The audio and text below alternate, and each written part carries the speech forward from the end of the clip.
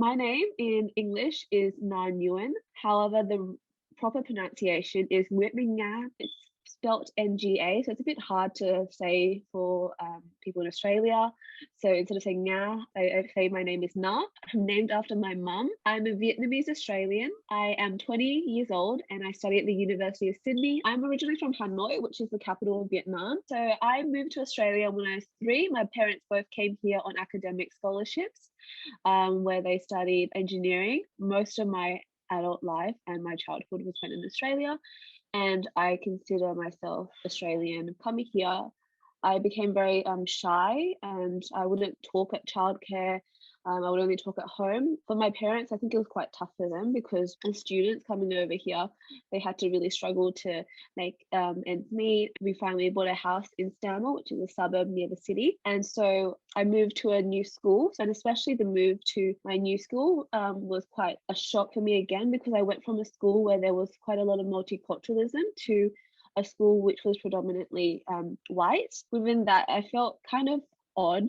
One of my friends, I remember in primary school, she would always make snide comments about like, oh, your dad can't talk right, or just comments on like my house and like just how we lived. I wouldn't eat lunch a lot of the times because I didn't want to bring my lunch to school, and so it was just like I was so uncomfortable with how I looked, and that manifested itself in some kind of toxic ways later on. I used to hate how I fit into the stereotypical like, or smart Asian or whatever. I would just model what I thought was right and wrong, or what was good and bad of other people. A lot of things about me were different, like my clothes, my food, what I was taught to do or value or spend my time doing was different. Money, in terms of what my parents and I viewed as important, like I wanted to spend it on things that were superficial or outward facing, and whereas my parents would just wanted to save, and I really resented them for that. With my parents as well, going out, they are very intelligent people. They both have their PhDs. They're both very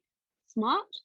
But the thing is, they don't speak English that well. So whenever we went out, I would always try to like translate for them and things like that. I feel bad to say, but like I didn't feel like proud of them, because at the time I associated what I thought about them with what other people thought about them, which was just like in the way they kind of like looked down at how they spoke, even though I knew they were so intelligent. It was just a language barrier. And looking back about it now, I feel so sad about it, about how I viewed and internalized that racism. Like I thought white people were superior. Like I legitimately thought that. Like if when there was a car crash between my mum and someone, like I automatically just took the other person's side, just because I wanted to change my name a lot at the time. I just didn't want to have the association of just continually every class, every time I had a substitute teacher being like, it's nah, not now, or just whatever way, or just people like saying, like making weird jokes about it. It just made things uncomfortable. Even with my sister, when she was born, I wanted to give her an English name, and she does have an English name now in a conjunction with her Vietnamese name. I noticed that there's quite a difference between how my sister and I view our identity. So we're 7 years apart, right? And from the earliest I can remember, she was always quite proud of being Vietnamese, of liking things that were Asian. Like, so I remember when K-pop was starting to become a thing, but I just completely rejected that. But my sister, on the other hand, she's proud of being Asian. She likes like typical Asian things, and she's not ashamed of it. So I think that also reflects like how our upbringings were different. The demographic, even at our old primary school, has shifted quite drastically. Now it's much more multicultural. Having her name being like Zoe makes things so much easier. I feel like it's helped partly into her transition into just school and life. Like she's never had to deal with the insecurity of having to explain your own name to someone else repeatedly, multiple times.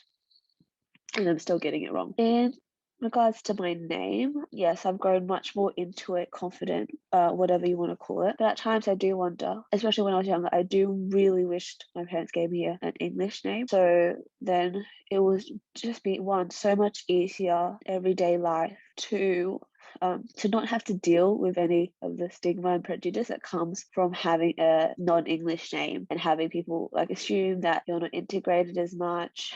who are not as westernized. In the past, I've had to deal with people like just poke the absolute fun out of my name. So I work at like a tutoring company, right? And last year, one of the students was actually kicked out because he would be continuously verbally harassing me and another Vietnamese co-worker about our names and making crude, inappropriate jokes with that. And he would constantly just call us the N-word. And initially, me and the other co-worker were like, oh, we can deal with it, just whatever. But eventually our other co-worker stepped in and was like, oh, it's not appropriate and you shouldn't have to deal with that. So eventually he was kicked out. But just in general, just things like that. Even now in the wake of the Atlanta shootings, like a lot of focus has been on to their names and pronouncing them right in the news and media. And like it could be seen as a small thing, but it's just a sign of respect. Now I think foreign names are becoming more accepted and people just take it and they try and like say, oh, how do you pronounce this, instead of just not trying. But yeah, there's still incidents, definitely. Yeah.